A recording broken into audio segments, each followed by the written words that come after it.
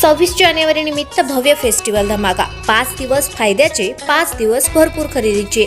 रवींद्र वस्त्रनिकेतन सलगरे व शाखा.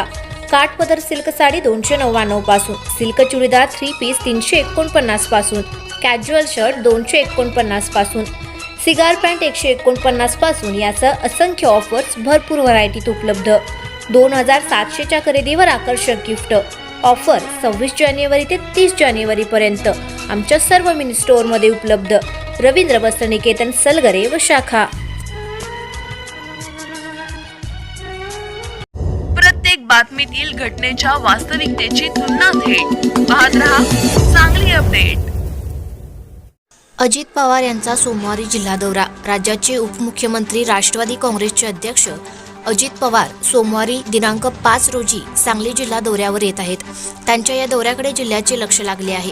दरम्यान पक्षप्रवेश अथवा पक्ष पातळीवरील जाहीर कार्यक्रम अद्याप कोणताही कार्यक्रम घेतलेला नाही. उपमुख्यमंत्री पवार सोमवारी दुपारनंतर जिल्हा दौऱ्यावर येणार आहेत.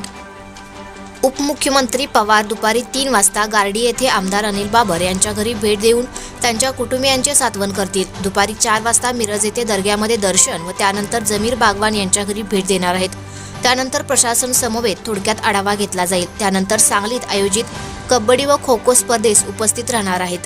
उपमुख्यमंत्री काँग्रेसच्या नेत्या जयश्री पाटील यांच्या घरी भेट देण्याची शक्यता आहे. उपमुख्यमंत्री पवार यांच्या सांगली जिल्हा दौऱ्यावेळी पक्षप्रवेशाचा मोठ्या कार्यक्रमाची अपेक्षा होती.